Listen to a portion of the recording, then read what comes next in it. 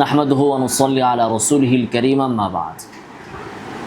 আমরা সবাই জানি যে ব্রাদার রাহুল নামক লোকটা সীমান্তের ওই পার থেকে বাংলাদেশের ইসলামী অঙ্গনে, ইলমি অঙ্গনে অস্থিরতা তৈরির জন্য সবসময় চেষ্টা চালিয়ে থাকে। তাকে আপনি কখনো দেখবেন না যে ভারতের কোনো বিষয় নিয়ে বা ভারতের কোনো আলেমদের কোনো বক্তব্য নিয়ে সে কখনো কথা বলবে না। তার সবসময় চিন্তা হচ্ছে বাংলাদেশ, অর্থাৎ বাংলাদেশের মাহফিলের মাঠ দখল করা হচ্ছে তার চেষ্টা। আর এজন্য সে কিছু কূটকৌশলের আশ্রয় নিয়ে থাকে। তো ব্রাদার রাহুলের সাথে অনেকে হয়তো বা ইতিপূর্বে তর্ক বিতর্কে লিপ্ত হয়েছেন এবং ভবিষ্যতেও লিপ্ত হবেন। তো তার কিছু কূটকৌশল, তার খুব বেশি বক্তৃতা বা ইত্যাদি আমি শুনিনি, তবে আলী হাসান ওসামা সাহেবের সাথে তার ডিবেটের আংশিক দেখার সুযোগ হয়েছিল। আর ইদানিং সে আমার সম্পর্কে যে বক্তব্যগুলো দিয়েছে, গতকালেরটা পুরোপুরি শুনেছিলাম আর আজকেরটা 2-1 মিনিট শুনেছি, এরপরে আর রুচি হয় না তার কথা শোনা। তো এই সংক্ষিপ্ত অ্যানালাইসিস থেকে আমি যেটা সামারি বের করেছি, তার কৌশলের কয়েকটা ধাপ আছে। এগুলো যদি আপনি ধরতে পারেন তাহলে খুব সহজেই তুড়ি মেরে তাকে আপনি উড়িয়ে দিতে পারবেন। এগুলো জাতির সামনে সে খুব সুন্দর করে ধাঁধা লাগায়, কিন্তু এগুলো সব হচ্ছে তার এক একটা কূটকৌশল। এগুলো যদি আপনি বুঝেন ভালো করে, তাহলে ইনশাল্লাহ শুধু রাহুল তো সে না, রাহুল মার্কা বা ওই শাকিল মার্কা ব্যক্তিদেরকে আপনি খুব সহজেই ঘায়েল করতে পারবেন, যারা ইসলামের বিরুদ্ধে বা আহলুস সুন্নাহ ওয়াল জামাতের আকীদার বিরুদ্ধে অবস্থান গ্রহণ করে তাদেরকে আপনারা খুব সহজেই তাদের প্রতারণা ধরতে পারবেন অন্তত। তো তার ভিতরে একটা বিষয় হচ্ছে, সে আলোচনার সময় কোনো মানহাজ ঠিক রাখে না। আপনারা জানেন যে কোনো আলোচনায় সফলতা পৌঁছতে হলে বা সঠিক সমাধানে পৌঁছতে হলে আপনাকে একটা মানহাজ ফলো করে আলোচনা চালিয়ে যেতে হবে। আপনি যদি ইসলাম নিয়ে আলোচনা করেন তাহলে আপনার নীতিমালা কি হবে? আপনি কি দলিলগুলো ইসলামের নীতির আলোকে সাব্যস্ত করবেন না হিন্দু ধর্মের নীতির আলোকে সাব্যস্ত করবেন? একটা ঠিক করতে হবে আপনাকে। তো রাহুল হচ্ছে এমন ব্যক্তি, ইতিপূর্বেও সে যাদের সাথে আলোচনা করেছে, আলী হাসান ওসামা সাহেবের সাথে, আর আমার ব্যাপারেও সে গতকালকের ভিডিও এবং আজকে 2-1 মিনিট যা শুনলাম, তার কোনো মানহাজ ঠিক নাই। সে আলোচনার সময় তার জন্য এক মানহাজ নির্ধারণ করবে আর প্রতিপক্ষের জন্য সে এর উল্টা মানহাজ নির্ধারণ করবে। এতে করেই সে খুব সহজেই মানুষকে ঘায়েল করে ফেলে। কিন্তু যারা এ বিষয়ে মাহের, তাদের সামনে সে আধা সেকেন্ডও টিকতে পারবে না। তার ওই 1 ঘন্টার লেকচার আপনি 1 মিনিটেই ফিনিশ করে দিতে পারবেন। যেমন আমাদের এই রফুল ইয়াদাইনের মওযু হাদিস নিয়ে ইবনে ওমর রাদিয়াল্লাহু তাআলা আনহুর নামে যে মওযু হাদিসটা, এইটার বিষয়ে সে যে নীতি অবলম্বন করেছে, আমাদেরকে সে বলতেছে 1200 হিজরির পূর্বের দলিল লাগবে, এর পরের কোনো ব্যক্তির কথা দিয়ে দলিল দেওয়া যাবে না। অমুকে হাদিসকে মওযু বলছে, মানি না। নিমাবি মওযু বলেছেন, তারপরে সাহারানপুরি রাহিমাহুল্লাহ মওযু বলেছেন, বর্তমানের মুহাদ্দিসরা মওযু বলেছেন, আরবের আলেমরা মওযু বলেছেন, না মানি না। কি করতে হবে? 1200 হিজরির আগের লোকের বক্তব্য দিয়ে দেখাতে হবে যে এটা মওযু, এটাকে ওনারা মওযু বলেছে। 1200 হিজরির পরের লোকের বক্তব্য আমরা মানি না। আচ্ছা, তাহলে ঠিক আছে, তাহলে মানলাম আপনার এই মানহাজ। তো আপনি এখন এই হাদিসকে সহিহ প্রমাণ করেন। তো সে সহিহ প্রমাণ করবে কিভাবে? যে আমি এই হাদিসকে হানাফি দেওবন্দীদের উসুল দিয়ে সহিহ প্রমাণ করব, এবং সেই কথাটাকে এমনভাবে উপস্থাপন করবে মানুষ বুঝবে যে হ্যাঁ, হানাফিদেরকে হানাফি মানহাজ দিয়ে ধরছে। তো সে দেওবন্দ মানবে না, দেওবন্দ প্রতিষ্ঠার পরের কারো বক্তব্য সে মানবে না হাদিস মওযু প্রমাণ করার ক্ষেত্রে, কিন্তু সে আবার হাদিস সহিহ প্রমাণ করবে দেওবন্দ প্রতিষ্ঠা হওয়ার পরের সকল ব্যক্তিদের দলিলের মাধ্যমে। তো মানহাজ দুইটা হয়ে গেল। হাদিস সহি প্রমাণ করতে হবে 1200 হিজরির আগের লোকের বক্তব্য দিয়া, আর সে হাদিস মওযু প্রমাণ করতে হবে 1200 হিজরির আগের লোকের বক্তব্য দিয়ে, আর সে হাদিসকে সহি প্রমাণ করবে 1200 হিজরির পরের, 1300 হিজরির পরের, 1350 হিজরির পরের লোকের বক্তব্য দিয়ে। তাহলে এই ক্ষেত্রে এভাবে আলোচনা করে আপনি কখনো সমাধানে পৌঁছতে পারবেন না। আপনি যদি দেওবন্দীদেরকে মানেন, তাদের বক্তব্যকে যদি আপনি হাদিস সহি হওয়ার ক্ষেত্রে এদিক সেদিক থেকে আপনি ছিটা ছোটা বিক্ষিপ্ত উসুল ধরে এনে এখানে লাগিয়ে দেওয়ার যদি আপনি এটাকে অধিকার রাখেন, তাহলে দেওবন্দি যে সকল আলেমরা তাদের কিতাবে, হাদিসের কিতাবে স্পেসিফিকলি এই হাদিসকে মওযু বলেছেন, সেটা আপনি কেন মানবেন না? আর যদি বলেন না আমি এগুলো মানি না, তাহলে আপনি কেন ওই দেওবন্দীদের আবার উসুল দিয়ে ছিটা ফাটা এবং বিকৃত আপনার মতো করে বানিয়ে উসুল দিয়ে কিভাবে দলিল দিবেন? তাহলে এটাতে আপনি কখনো সমাধানে পৌঁছতে পারবেন না। তার জন্য এক মানহাজ, আপনার জন্য হচ্ছে আরেক মানহাজ। তাহলে এই হচ্ছে তার একটা ভাওতাবাজি। তো সে যদি আলোচনা করতে চায় ভবিষ্যতে আপনাদের কারোর সাথে, তাহলে প্রথমেই তাকে ধরবেন যে তোমার মানহাজ আগে তুমি ঠিক করো। কত হিজরি পর্যন্ত তোমার মানহাজ?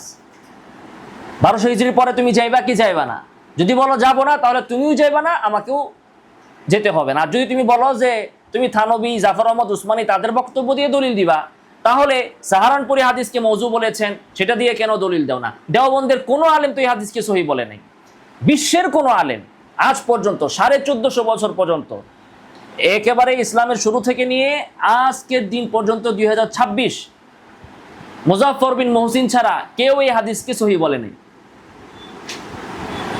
মওযু বলেছেন অনেকেই, হ্যাঁ তারা 1200 হিজরির পরের, তাতে কি সমস্যা?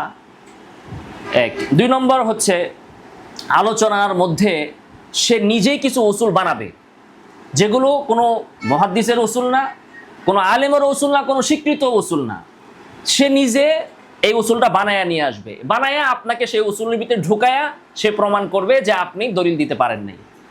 তো এই ক্ষেত্রে করণীয় কি? করণীয় হচ্ছে প্রথমে তার উসুলটাই যে বাতিল এটাকে আপনার ধরতে হবে। আপনি তার উসুলে যাবেন কেন? এই 420 উসুলে আপনি ঢুকবেন কেন? তার উসুল যে বাতিল সেটাই আপনি প্রমাণ করবেন প্রথমে। যেমন আলী হাসান উসামা সাহেবের সাথে আলোচনা করার ক্ষেত্রে সে তারাবির হাদিসের ক্ষেত্রে বলেছে এই হাদিস সহি সে মানবে, এই হাদিস সে মানবে যদি গোল্ডেন চেইন সে দেখাতে পারে। আলী হাসান উসামা যদি গোল্ডেন চেইন, অর্থাৎ তার হাদিসে যেমনিভাবে প্রত্যেকজন মাদানি মাদানি মাদানি, তেমনিভাবে সে বলতেছে যে এই ক্ষেত্রেও মাদানি থাকতে হবে, এই ধরনের সনদ থাকলে সে হাদিসটা মানবে। আজকে আবার হাদিস সহি করার জন্য তার গোল্ডেন চেইন শেষ, আজকে আবার সে গেছে কোথায়? দেওবন্দের উসুলে। তাহলে দেখেন তো এই উসুল যে সে বানাইলো যে সবাইকে মাদানি হতে হবে, গোল্ডেন চেইন হতে হবে, পৃথিবীর কোনো মুহাদ্দিস, কোনো আলেম, কোনো মুফতি, কোনো ফকি কোনো হাদিস প্রমাণের ক্ষেত্রে বা তারজিহের ক্ষেত্রে এই পদ্ধতি অবলম্বন করেছেন কিনা সেটা আগে তুমি দেখাও। যে কেউ বলছেন যদি হাদিসের সবাই মাদানি হয় তাহলে সেটা বেশি তারজি পাবে, এটা তুমি আগে প্রমাণ করো, তারপরে আমি গোল্ডেন চেইন দেখাই তোমাকে। তো এটা তো তার বানানো উসুল, আপনি তার উসুলে যাবেন কেন? তাকে আগে আপনার ধরতে হবে যে তুমি যেটার দলিল আমার কাছে চাইছো, এইটা যে দলিল, এইটা তুমি আগে দলিল দিয়ে সাব্যস্ত করো। তো গোল্ডেন চেইন তো শরীয়তের কোনো দলিল না। আল্লাহ তাআলা এক, এটা কি গোল্ডেন চেইনের কোনো হাদিস দিয়ে সাব্যস্ত হয়েছে? আল্লাহ রাসূলের রিসালাত, এটা কি কোনো গোল্ডেন চেইন দিয়ে সাব্যস্ত হয়েছে? আপনি বলকে নামাজ ফরজ, 5 ওয়াক্ত নামাজ ফরজ, এশারের নামাজ কয় রাকাত, এগুলো কি গোল্ডেন চেইনের কোনো হাদিস দ্বারা সাব্যস্ত হয়েছে? কোশ্চিন কালেও না। তাহলে মুহাদ্দিস, মুফাসসির, ফকি কেউ বলে নাই যে কোনো হাদিসে যদি গোল্ডেন চেইন থাকে, সবাই যদি মাদানি থাকে, তাহলে এই হাদিসটা আমরা বেশি মূল্যায়ন করব, কেউ বলে না। এটা হচ্ছে একটা কি বলে, একটা চোখে পড়ার মতো একটা বিষয় আর কি। যেমন বাচ্চা পোলাপাইন ধরেন তারা লাল গুটিগুলো একসাথে করছে, ওই যে অনেক সময় খেলা আছে আপনি দেখবেন বর্তমানে বিভিন্ন গেমস আছে, সমস্ত লাল বলগুলো একসাথে, নীলগুলো একসাথে, হলুদগুলো একসাথে, এটা একটা দেখার সৌন্দর্য, একটা সাজানো, এটা একটা যে এই হাদিসের ভিতরে সবাই মাদানি, সবাই একরকম পড়ছে। তার মানে এই না যে মাদানি হইলেই এটা হাদিস মান বাইরা গেল গা, আর মক্কি থাকলে মান কমে যাবে, এমন তো কিছু না। বরং মাদানি সবাই এক এলাকার হলে এখানে ভুল হওয়ার সম্ভাবনা থাকে যে একজন ভুল করছে, ওই ভুলটার ভিতরে সবাই পড়ে গেছে। আর এক একজন এক এক জায়গার যদি বর্ণনাকারী হয়, তাহলে সেই ক্ষেত্রে বোঝা যায় যে এখানে ভুল হওয়ার সম্ভাবনা কম। এক একজন এক এক জায়গার ছিলেন, কাজেই তারা সবাই মিলে মিথ্যা কথা বলছে বা একটা ভুল সবাইকে এফেক্ট করছে, এটা অসম্ভব, কঠিন। যেমন এক এলাকায় একটা রোগ দেখা দিয়েছে, তো এই রোগটা সবার ভিতরে তাড়াতাড়ি ছড়িয়ে পড়ে ওই এলাকার মধ্যে। এই এলাকায় একটা খবর ছড়াইছে, তো এটা সবার ভিতরে ছড়াইয়া পড়ে, এটা সত্য হোক মিথ্যা হোক। কিন্তু এক এক এলাকায় এক একজনের সাক্ষী দিতেছে যে না কথা ঠিক, সেও বলতেছে কথা ঠিক, ইরাকের মানুষ বলতেছে ঠিক, মক্কারও একজন বলতেছে হ্যাঁ ঠিক, তাহলে এটা বেশি রাজে পায়। তো সে এখানে তারাবির নামাজের যে হাদিসে এক এক এলাকার এক এক রাবি আছে, সেটা তো রাবি এক এক এলাকার হওয়ার কারণে সেটার গ্রহণযোগ্যতা আরো বেশি, তো সেটাকে সে ঘায়েল করে দিছে গোল্ডেন চেন দিয়া। এটা হচ্ছে তার একটা ভণ্ডামি, সে নিজে একটা উসুল বানায় নিছে। এরপরে আরেকটা হচ্ছে, আপনি যদি দেখান যে আপনার এই দলিলটা যার বক্তব্য দিয়ে দিচ্ছেন উনি 500 হিজরির লোক, তখন সে বলবে যে না মানি না, 400 হিজরির আগে কে এই কথা বলছে সেটা দেখাও। আপনি যদি আনেন 400 হিজরির লোক, সে বলবে না 400 হিজরি মানি না, এর আগে কে বলছে এটা দেখাও। এইভাবে আপনার বক্তব্য যে হিজরিতে, সে এটাকে এর আগের হিজরিতে লয়ে যাবে। তো তুমি আমার আগে দলিল দাও যে এত হিজরি পর্যন্ত হইলে সেটা দলিল, এর পরের হইলে সেটা দলিল না, এটা কোন হাদিসে, কোন কিতাবে, কোন উসুলে আছে সেটা আগে দেখাও। তোমারে কে এই অধিকার দিছে উসুল বানানির, আদার ব্যাপারে হয়ে জাহাজের খবর নেওয়া? এগুলোর নাম তো বিতর্ক না, এগুলো হচ্ছে গ্রাম্য মহিলাদের কাজ। এগুলো ইলমি আলোচনা না, এগুলো সমাধানে পৌঁছার জন্য আলোচনা না, এগুলো হচ্ছে ইউটিউবিং করার, কিছু পয়সা কামানোর এবং ভাইরাল হওয়ার এবং বাংলাদেশে মাহফিল কামানোর একটা দানধামি। কিন্তু এই দানধামি বেশি দিন চলবে না। মানুষ যখন এগুলো গোমর ফাঁস হয়ে যাচ্ছে, তখন মানুষ বুঝে ফেলছে যে এর ভিতরে আসলে ফটকামি ছাড়া আর কিছুই নেই। যেমন এই রাফুল ইয়াদাইনের হাদিসের ক্ষেত্রে, হাদিস মৌজু, হাদিসের সনদের ভিতরে 2 জন মৌজু রাবি আছে, এইটাই তো যথেষ্ট। এই রাবিরা যে মৌজু, এটা তো বর্তমান যুগের কেউ বলে নাই। রাবি যে যুগের, ওই কাছাকাছি লোকেরাই বলছে সে মৌজু। আর এটা তো দেওবন্দি হানাফিরাও বলে নাই। ইমাম দাহাবি তার কিতাবে এনেছেন, ইবনে হাজার এনেছেন, তারপরে উকাইলি এনেছেন, তারপরে বাইহাকিও বলেছেন যে এই ব্যক্তি এই বেহুদা হাদিস বর্ণনা করত। তাহলে এই ব্যাপারে, এই 2 রাবির ব্যাপারে যারা তো আছে বহুত আগ থেকেই, তো যারা আছে তাদের ব্যাপারে যাদেরকে মুহাদ্দিসরা বলেছেন যে সে মৌজু, তো তাকে মৌজু বলার ফায়দাটা কি যদি তার হাদিস সহিহ হয়ে যায়? এই পাগল এটা কে বোঝাবে? জাহাবি বলতেছেন, ইবনে হাজার বলতেছেন, বাইহাকি বলতেছেন, উকাইলি বলতেছেন, আরো প্রমুখ মুহাদ্দিসরা বলতেছেন যে আব্দুর রহমান ইবনে কুরাইশ হচ্ছে মৌজু, সে জাল হাদিস বানায়। তো এই লোক জাল হাদিস বানায়, এই লোক মৌজু, এই লোক কাযযাব। মুহাদ্দিসদের এই বক্তব্যটা যদি তার হাদিসকে দুর্বল না করে, জয়ীফ মৌজু না করে, তাহলে মুহাদ্দিসদের এই কথা বলার লাভ কি? তাহলে তাকে কাযযাব বলার পরেও সে হাদিসে থাকলে যদি হাদিসটা সহিহ হয়, তাহলে তাকে কাযযাব বইলা ফায়দা কি হইল? এখন মুহাদ্দিসরা তাকে এই রাবিকে নিয়ে যে এত যারা করলেন কঠিন, এটার জবাব সে দিবে না। সে নিজের মতো করে এখানে আরেক উসুল বানাবে। কি উসুল? উসুল সে বানাইছে যে এই হাদিসকে 1200 হিজরির পরে আগে কে মৌজু বলেছে দেখাও। কে 1200 হিজরির পরে বললে হবে না, এটা কোথায় আছে? দেওবর মাদ্রাসা হওয়ার আগে কে মৌজু বলছে দেখাও। কে দেওবর মাদ্রাসা হওয়ার পরে বললে কি হবে না? 1200 হিজরির পরে বললে হবে না? নিমাবি তিনি মুহাদ্দিস ছিলেন না, তারা বললে হবে না? না, তারা বললে হবে না। কেন? তাদের কারো কিছু বলারও তো দরকার নেই। কেউ যদি বিশ্বের নাও বলে, কেউ তো এই পর্যন্ত সহি বলে নাই। আর রাবি যারা, তাদের ব্যাপারে তো যারা কইরা গেছেন, তো যথেষ্ট হাদিস মৌজু হওয়ার জন্য। এখন এই হাদিসটা যদি রাহুলের পক্ষে যুক্তি থাকতো, তাহলে কি রাহুল এটা মানতো যে এই হাদিসের ভেতরে 2 জন মুত্তাহাম বিল ওয়াজা রাবি আছে এবং মুহাদ্দিসরা এই হাদিসকে মৌজু বলেছেন, যদিও তারা 1200 হিজরির পরে, তো শুধুমাত্র 1200 হিজরির আগে এই হাদিসকে মৌজু বলে না, কিন্তু রাবিদেরকে তো মৌজু আগে থেকেই বলছে, মুহাদ্দিসরা বলছে। শুধু এতটুকু কারণে সে কি মানবে যে তার রাফুল ইয়াদাইনের পক্ষের হাদিস যদি এটা হইতো, কি বলে, এটা যদি তার বিপক্ষে হইতো, তাহলে কি সেই হাদিসকে সে সহি মানতো?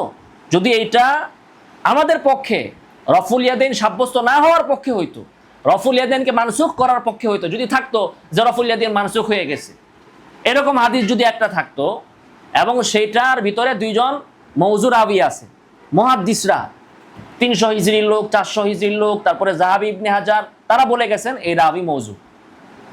এরপরে মুহাদ্দিসরাও এরকে মওজু বলছেন, যদিও তারা 1200 হিজরির পরের হাদিসকে মওজু বলেছেন। রাবিকে মওজু বললেই তো এই সনদ মওজু হয়ে যায়।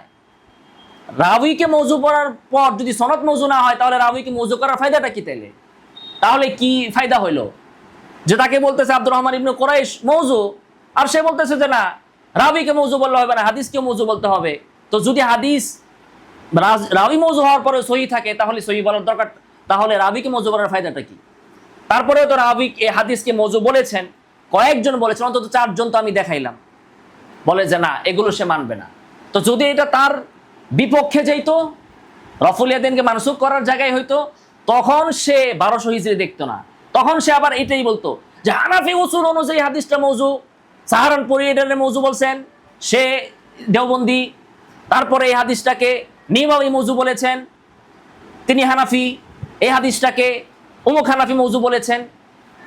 এখন সে মানবে না কোন যুক্তিতে? যে ওনারা 1200 হিজরির পরের বা দেওবন্দের কাছাকাছি সময়ের, এই যুক্তিতে সে এদের বক্তব্য মানবে না। আবার এই হাদিসটা যদি তার বিপক্ষে যাইতো, তাহলে তখন ওই হাদিসটাকে মওজু করার জন্য এদের যুক্তি দিয়েই, এদের দলিল দিয়েই সে যুক্তি দিত যে হ্যাঁ, কেন মানবা না, হানাফি উসুল অনুযায়ী তো এই হাদিসটা মওজু। বুঝতে পেরেছেন কথাটা? বলতো যে সাহারানপুর এটাকে মওজু বলছে তোমাদের লোক, আর এখন কেন মানো না? আর এই হাদিসটাকে মওজু আলবানিও এই হাদিসে যে দুজন রাবি আছেন তাদের সনদের হাদিসকে মওজু বলেছেন। তো আলবানি যদি তাদের কারণে একটা হাদিসকে মওজু বলেন, তো ওই ব্যক্তিগুলো এই হাদিসে থাকলে কেন মওজু হবে না? এর দলিল দিলি, এর জবাব দিলি তো রাহুলের হয়ে যায়, এত তেনা পেঁচানোর দরকারটা কি? আচ্ছা, তারপরে আরেকটা কারসাজি তার হচ্ছে বিকৃত বা খণ্ডিত আকারে দলিল পেশ করা। একজনের একটা বক্তব্যকে খণ্ডিত আকারে আনবে, পুরো বক্তব্যটা না এনে খণ্ডিত আকারে এনে সে এখানে ধোঁকাবাজি করবে। তো আপনি তো আর ওই কিতাব নিয়ে বসেন নাই, সে শুধু অতটুকু আনবে। যেমন গতকালকেরটাই বলি, বাইহাকির বক্তব্য সে আনছে, বাইহাকি নাকি শুধুমাত্র তার ব্যাপারে এতটুকুই বলছে যে তার ব্যাপারে আমি ভালো ছাড়া কিছু শুনি নাই। অথচ এর আগেই বাইহাকি বলছে ফি আহাদিসিহি আফরাত ওয়া গরাইব, তার হাদিসে দুর্লভ, বেহুদা, তারপরে আর কেউ বলে নাই এমন হাদিস আছে। আর এই হাদিসটাও তো এমনই, এই হাদিসটা তো এমন, বাইহাকির এই হাদিসটাও তো এমন যে আল্লাহ রাসূলের এই রফুল ইয়াদাইন আজীবন ছিল, এটা আর কোনো হাদিসে, বিশ্বের কোনো হাদিসে নাই। থাকলে রাহুল দেখা, কোনো হাদিসে নাই। এই কথাটা আরেকটা হাদিসে আছে। রাহুলের যদি সাহস থাকে, হিম্মত থাকে, তাকে আমি চ্যালেঞ্জ করলাম, তাকে আমি মানে বিশাল পুরস্কার দিব, সে যদি আরেকটা হাদিসে দেখাইতে পারে এই কথা যে আল্লাহ রাসূল সাল্লাল্লাহু আলাইহি ওয়াসাল্লামের ইবনে ওমর থেকে বর্ণিত এই যে হাদিসটা বুখারীতেও আছে, মুসলিমও আছে, সেখানে আল্লাহ রাসূলের এই আমলটা মৃত্যু পর্যন্ত ছিল। ইবনে ওমর থেকে সে যদি যে হাদিসগুলো বুখারী, মুসলিম আর অন্যান্য কিতাবে আছে, সেখানে যদি লাস্টের অংশটা দেখাইতে পারে, সেখানে লাস্টের অংশটা নাই, তাহলে ইবনে ওমর থেকে এই দুইজন রাবি এই হাদিসটাকে জাল করেছেন, লাস্টের অংশটা নাই। তাহলে এখানে যেটা বলা উদ্দেশ্য যে বাইহাকির বক্তব্যটা সে জাল করেছে, খণ্ডিত আকারে উপস্থাপন করেছে। আপনার সামনে তো বাইহাকি নাই, তো আপনি তো হ্যাঁ বাইহাকি এই কথা বলছে, তার ব্যাপারে ভালো ছাড়া কিছু শুনি নাই। এর আগে যে বইলা নিছে সে বেহুদা হাদিস বর্ণনা করতো, তাই কথা কি দাঁড়াইলো? এ লোক ভালো কিন্তু চুরি করতো, সে বেহুদা হাদিস বর্ণনা করতো কিন্তু লোক ভালো, তাই এটার কোনো মানে আছে ভাই বলেন? আচ্ছা, তারপরে তার আরেকটা কারসাজি হচ্ছে নিজের দাবির দলিল আরেকজনের থেকে তালাশ করা। যে দলিল তার দেওয়ার, সেটা হচ্ছে চাপায়া দিবে আরেকজনের উপরে। আমরা বলেছি মুজাফফর বিন মুহসিন হাদিসকে সহি বলেছে, তো কোথায় পাইছেন সহি? কোন মুহাদ্দিস বলছে সহি দেখান। তো চ্যালেঞ্জ হচ্ছে রাহুলের কাছে যে পৃথিবীর কোন মুহাদ্দিস মুজাফফর বিন মুহসিন ছাড়া গ্রহণযোগ্য কোন মুহাদ্দিস, যে 1200 হিজরির পরের লোকেই হোক, যার হাদিসের কারনামা আছে, যিনি হাদিস শাস্ত্রে কাজ করেছেন। মুজাফফর বিন মুহসিন কি হাদিসের কোনো কিতাবের ব্যাখ্যা লিখছে? তারাজিমের কিতাব লিখছে না রিজালের কিতাব লিখছে? তুমি আব্দুল মতিন সাহেবের একটা মানো না, অথচ আব্দুল মতিন সাহেব তিরমিজির যে ব্যাখ্যা গ্রন্থ লিখছে তুমি আলগাইতেও পারবা না। তো 1200 হিজরি 1300 হিজরি তো কথা না, তিনি আহলে এলেম কিনা, তিনি ওই শাস্ত্রের লোক কিনা। তো যদি ওই শাস্ত্রের হয়, একজন লোক থেকে দেখান যে যে এই হাদিসটাকে সহি বলছে। এইটা হচ্ছে আমাদের চ্যালেঞ্জ। তো এই চ্যালেঞ্জের জবাব তো রাহুল কিয়ামত পর্যন্ত দিতে পারবে না। পৃথিবীর কোনো মুহাদ্দিস আজ পর্যন্ত সহি বলে নাই, বর্তমান কালেরও বলে নাই, আলবানিও বলে নাই। আলবানি তিনি হাদিস নিয়ে কাজ করেছেন, সে বললেও মানতাম আমরা, আলবানিও বলে নাই। কিন্তু এর জবাব সে না দিয়া উল্টা সে আমাদের উপর চাপাইয়া দিবে। কোন মুহাদ্দিস মওযু বলছে দেখাও, দেখাইলাম না 1200 হিজরির আগের লাগবে। তার মানে মন গড়া 1200 হিজরির আগে কেন লাগবে? যদি সে দেখাইতে পারে যে কোনো হাদিস মওযু হওয়ার জন্য 1200 হিজরির আগের লোকের বক্তব্য থাকতে হবে, পরের হলে চলবে না।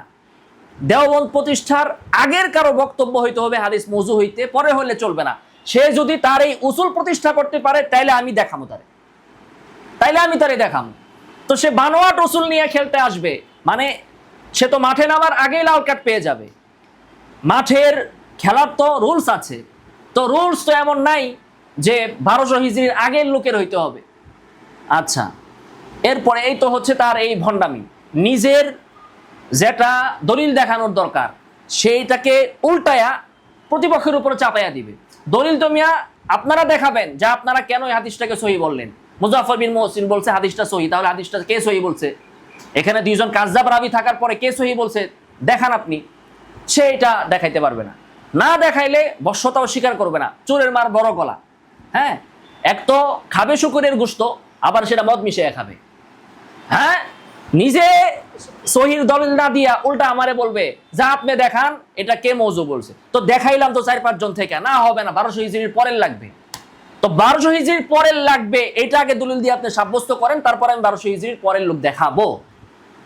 আর 1200 হিজরির পরের লোকে যদি লাগে তা আপনি কেন, আগের লোক যদি না হয় তাহলে আপনি কেন 1200 হিজরির পরের লোক দিয়ে দলিল দেন? আচ্ছা, এরপরে তার আরেক ভণ্ডামি দেখুন।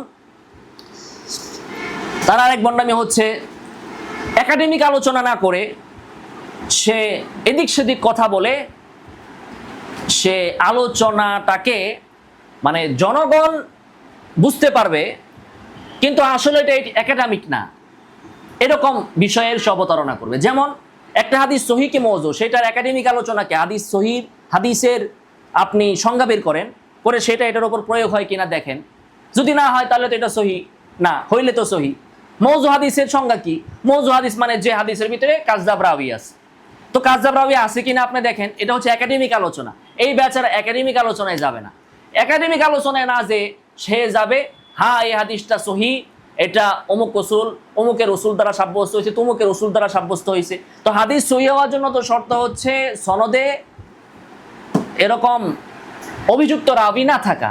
অভিযুক্ত রাবী আছে, একাডেমিক আলোচনায় সে কখনো আসবে না, কারণ একাডেমিক আলোচনায় আসলেই সে 1 মিনিটও সে টিকবে না। এই হচ্ছে তার আরেকটা ধোঁকাবাজি। আরেক ধোঁকাবাজি হচ্ছে এক জায়গার নীতি আরেক জায়গায় লাগিয়ে দেওয়া, এখানকার নীতি ওখানে লাগিয়ে দেওয়া। যেমন জাল জয়ীফ হাদিসের যে নীতিমালা আছে লাগিয়ে দিল জাল হাদিসের ক্ষেত্রে। পাবলিক তো বুঝবে না, পাবলিক তো বাহ 7টা উসুল বইলা দিছে। তো 7 উসুল যা সে বলছে সব হচ্ছে মওযু, এগুলোর হচ্ছে দয়ীফ হাদিসের ক্ষেত্রে, সে লাগাইয়া দিছে মওযু হাদিসের ক্ষেত্রে। এখন তাকে যখন বলা হয়েছে এই প্রতারণা তুমি কেন করলা, এটার জবাব দাও, এটার কোনো জবাব নাই। জবাব না দিয়ে সে আরেক প্রতারণার আশ্রয় গ্রহণ করেছে, মানে এক প্রতারণাকে ঢাকার জন্য আরেক প্রতারণা। কি বলতেছে যে আমরা যে বললাম যে এগুলো তো জয়ীফ হাদিসের ক্ষেত্রে, আপনি মওযু হাদিসের ক্ষেত্রে কেন লাগাইলেন? বলছে আগে মওযু তো প্রমাণ করো, তারপরে না বলতে পারবা যে মওযু হাদিসের ক্ষেত্রে আমি এগুলো কেন লাগাইলাম। আচ্ছা মানলাম, তাহলে এই উসুলগুলো আপনি এখানে কেন লাগাইছেন? এটা তো জয়ীফ হাদিসের রীতিনীতি, এবং আমরা বলছি মওযু, রীতিনীতি হচ্ছে দয়ীফ। তো দয়ীফ হাদিসের উসুল আমাদের দাবি করা মওযু হাদিসে আপনি কেন লাগাইছেন? যদি আপনি আমাদের মওযুর জবাব না দেওয়ার জন্য লাগাইয়া থাকেন, আমরা তো বলতেছি মওযু, আমাদের জবাবে আপনি লাগাইছেন, তাহলে যখন লাগাইছেন তখন তো প্রতারণা করছেন। এখন ধরা খাইয়া বলতেছেন যে আগে তো প্রমাণ করো মওযু, তখন আপনি এই কথা বলতেন যে আগে তো প্রমাণ করো মওযু, আর আমরা তো প্রমাণ করছি মওযু, কারণ সনদ দিয়ে আমরা প্রমাণ করছি। একটা হাদিস মওযু হওয়ার জন্য যেমনি ভাবে মুহাদ্দিসদের বক্তব্য থাকলে মওযু হয় 1200 হিজরির আগের, তেমনি ভাবে হাদিসের ভিতরে যদি কাযযাব রাবী থাকে মুহাদ্দিসদের বক্তব্যের আলোকে এবং সেটাকে 1200 হিজরির পরের কেউ বলে, সেটাও মৌজু হয়।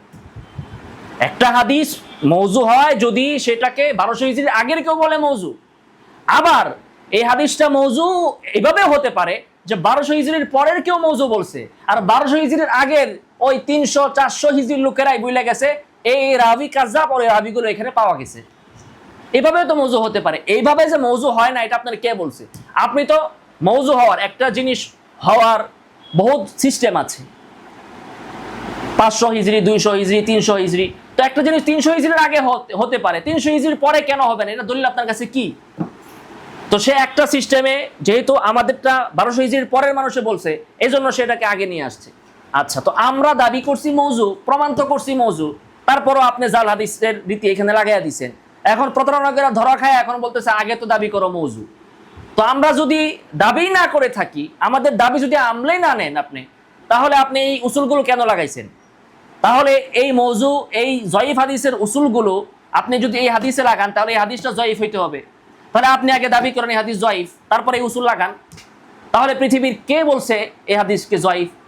সবাই তো মৌজু বলছে, সহিহ কেউ বলে নাই, জয়ীফও কেউ বলে নাই। তো জয়ীফ হাদিসের উসুল আপনি এই হাদিসের ক্ষেত্রে লাগাচ্ছেন, আবার বলতেছেন আগে তো প্রমাণ করো মৌজু। তো আপনি আগে তো প্রমাণ করেন জয়ীফ, আগে জয়ীফ প্রমাণ করে জয়ীফের উসুল লাগান মিয়া।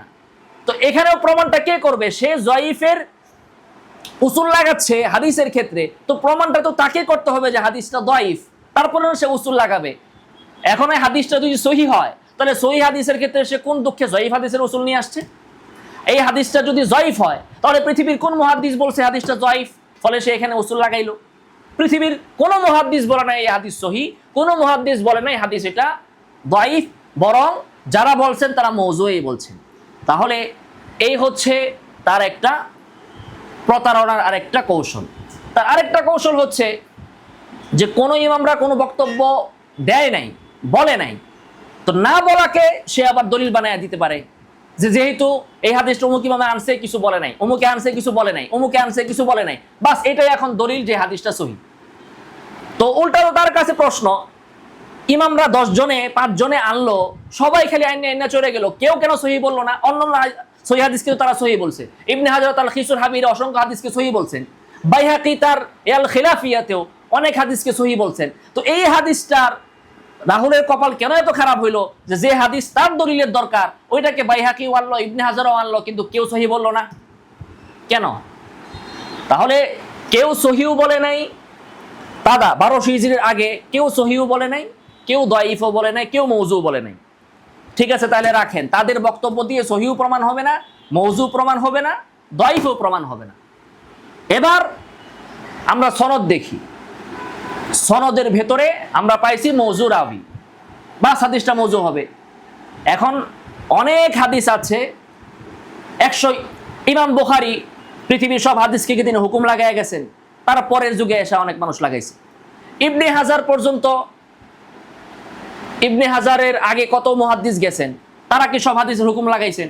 এখন যদি ব্রাদার রাহুল গাওরামি করে বলবে, যখন এই পর্যায়ে আসবে ইবনে হাজার মৌজু বললে, তখন বলবে না ইবনে হাজারের মৌজু মানি না, এর আগে দেখাও। তাহলে তো এগুলো ফাতরামি ছাড়া আর কিছুই না। ইবনে হাজার চলে গেছেন, এখনো অনেক হাদিস রয়ে গেছে যেগুলোর ব্যাপারে হুকুম লাগানো হয় না, ইবনে হাজারের পরের লোকেরা এসে লাগাইছেন। আব্দুল হাই লাখনবী, নিমাবি তারা লাগিয়েছেন, তারা চলে গেছেন। এখনো অনেক হাদিস আছে যেগুলোর ব্যাপারে এখনো হুকুম লাগানো হয় নাই। মুহাদ্দিসরা লাগাবেন, আব্দুল মতিন সাহেবের মতো মুহাদ্দিসরা লাগাবেন, আব্দুল মালেক সাহেবের মতো মুহাদ্দিসরা লাগাবেন, বিশ্বে আরো মুহাদ্দিসরা আছে লাগাবেন, আরবে আছে, আজমে আছে, তারা লাগাবেন। অনেক হাদিস আছে যেগুলোর হুকুম লাগানো হয় নাই। তো হুকুম কিভাবে লাগাবেন? হাদিসের সনদের রাবিদের ব্যাপারে তো আলোচনা তারা করে গেছেন, সেই রাবিদের আলোচনা দেখে এই হাদিসের মান দেওয়া হবে। তো তারা কিছু বলেন নাই, বাস প্রমাণ হয়ে গেল হাদিস সহি। তো কিছু না বলাটা, ইমামদের কোনো কিছু না বলাটা আবার এটাকে সে তার পক্ষের দলিল হিসেবে বানায় নেয়। এই কিছু প্রতারণার মাধ্যমেই মূলত সে এতদিন সিটিংবাজি করে আসছে। কিন্তু আমি আজকে তার ওই কথা শব্দ ধরে ধরে বক্তব্য দেওয়ার মতো রুচি আমার নাই, একেবারে তার গোড়া, তার গোমর ফাঁস করে দিলাম। এবার আপনারা তার বক্তব্যগুলো মিলিয়ে নেবেন। সে যেখানেই বাস করেছে, যাদের সাথেই হোক, যে শ্রেণীর সাথেই হোক, সে আলোচনা করেছে, ডিবেট করেছে, তর্ক করেছে, সে এই রুলসগুলোর আশ্রয় নিয়েছে। প্রথমত সে নিজ থেকে নিজের বানানো উসুল তৈরি করে এটার দ্বারা প্রতিপক্ষকে ফাঁসিয়েছে। অথবা সে নিজের জন্য এক নীতি অপরের জন্য আরেক নীতি, অথবা প্রতিপক্ষের দলিলকে যে হিজরিতে হয়েছে সে এর আগের হিজরির দিকে সে যাওয়ার চেষ্টা করেছে যে এর আগের হিজরির থেকে দলিল দাও, পরে আমরা মানি না, অথবা সে খণ্ডিত আকারে ইমামদের বক্তব্য উপস্থাপন করেছে, অথবা সে যে দাবি দলিল তাক দিতে সে বাধ্য সেটাকে সে উল্টাইয়া দিয়া প্রতিপক্ষের কাছে সে দলিল চেয়েছে, অথবা সে এক জায়গার নীতি আরেক জায়গায় নিয়ে ফিট করেছে। এই ধরনের প্রতারণাই সে করে এসেছে। আমি চ্যালেঞ্জ করে বলতে পারি, এই নীতিমালার গুলো বাদ দিয়ে, এই ভণ্ডামিগুলো বাদ দিয়ে ব্রাদার রাহুল কোন বিষয় নিয়ে রফুলিয়াদের হাদিস নিয়ে বসবেন, কোথায় বসবেন, কবে বসবেন, আমরা বসতে রাজি আছি। কিন্তু এই যে উসুল, এই আপনার বানানো উসুল দিয়ে হবে না। আপনি আপনার জন্য যে উসুল মানবেন, প্রতিপক্ষের জন্য সেই উসুল মানবেন। 1200 হিজরির পরের লোকদেরকে মানবেন কি মানবেন না? যদি বলেন মানবেন না, তাহলে ওই 6 উসুল 7 উসুল নিয়ে বসে আপনার থাকার সুযোগ নেই। আর যদি বলেন মানেন, তাহলে 1200 হিজরির পরের যারা হাদিসটাকে মৌজু বলছে তাদেরটাও মানতে হবে। এখন স্পষ্টভাবে যারা মৌজু বলছে তাদেরটা আপনি মানেন না, যেহেতু আপনার বিপক্ষে গেছে। আর তারা বিক্ষিপ্তভাবে এক এক প্রসঙ্গে এক এক কথা বলছে, সেই কথারে আপনি গায়ের জোরে হাদিসের উপরে চাপাইয়া দেন। কত বড় ভণ্ড আপনি, কত বড় ধর্ম ব্যবসায়ী আপনি। আফসোস আপনাকে নিয়ে আমার না, আফসোস হচ্ছে যারা সরল মনা মানুষ আপনার মতো দাজ্জালদের কথায় প্রতারিত হয়ে তারা বিভ্রান্তিতে পড়ছে এবং তারা নিজেদের আখিরাতকে বরবাদ করছে, তাদের জন্য আফসোস হয়। আল্লাহ তাআলা এই সকল দাজ্জাল মার্কা বেএলেম জাহেলদের হাত থেকে মুসলিম উম্মাহকে হেফাজত করুন। আমিন ওয়া আখিরু দাওয়ানা আলহামদুলিল্লাহি রাব্বিল আলামিন।